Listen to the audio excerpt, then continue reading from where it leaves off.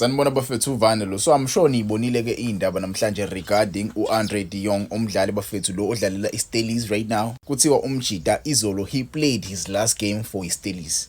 He played his last game. He will join Orlando Pirates bafethu uma kuvulwa iwindi nje. iStellenbosch with Orlando Pirates have agreed ama-terms ukuthi lo mjida lo adayiswe ayojoin Orlando Pirates ngoJanuary. It looks like iSteelers sebeyitholile i-replacement ezovala isikhala sakhe uAndre de Jong, because uma ukhumbula kahle ke ngoJanuary, not ngoJanuary per se, ngaleli windi esiphuma kulona, lele windi leleyana iSteelers yanqaba ukuthi imdayise lo mjida lo imdayisele iOrlando Pirates. Orlando Pirates yayifuna ukumsayina nje on the deadline deal. Yabe isicollapse kanje lokho ideal lapho khona babezokwazi ukuthi bathole uAndre de Jong on top of the list of players Orlando Pirates eyibasayinile. Mukhumbula kahle wakhona uSipho Mbulo, uMoremi, uOsuna Police, uNemtajela, aboSiyema, you can name many players Orlando Pirates eyibasayinile abayiquality, but ke ayifuna uku-add more quality okuAndre de Jong. For me, I think this is a signing efunwa uAbdeslam Wadu. This is a Abdeslam Wadu signing, and I think for me it will make sense kwile bhola edlala uAbdeslam Wadu. I think this player will walk straight to the starting lineup se Orlando Pirates, but again it will be a tricky situation for him ukuthi uzodlala kanjani, uzodlala yiphi position. Maybe uAbdeslam Wadu, he'll put him up front to play as a number 9, maybe he will play behind the striker yabo abe i-center forward kanje. But again sizobona ukuthi Abdeslam Wadu, how will he feel a player like uAndre de Jong. Adding this player kule squad Orlando Pirates esivele senza kahle currently esihleli phezulu ku number 1 njengoba kuzoya nje kwiChristmas. I think for me lokho kuzowenza i-team ibe more confident.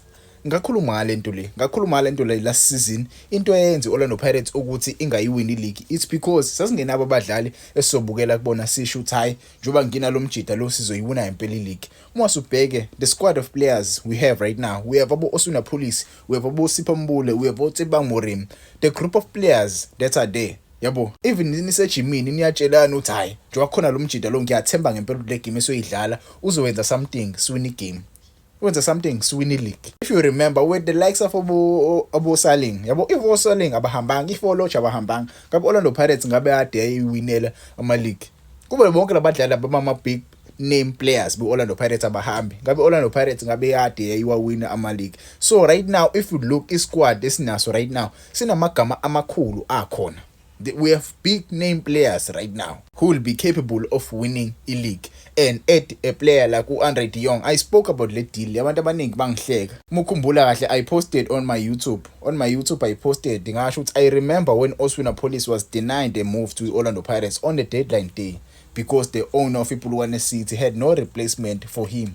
Same story as uAndre de Jong. Yabo, Stellenbosch iblockile move because bebengenayo replacement, but ke ngewind elilandelayo umjida uzobe black and white. Many people laughed at that, but ke right now it looks like umjida uzojoina impela Orlando Pirates. Umlungu ke lo bafethu after uSunderlands. Umlungu oqala after uSunderlands ahamba kwiOrlando Pirates. Let's hope uzofika ashine enze kahle fethu siwin league. Ukeda lo mjida lo, it's like ukeda umphongolo wamanzi olwandle.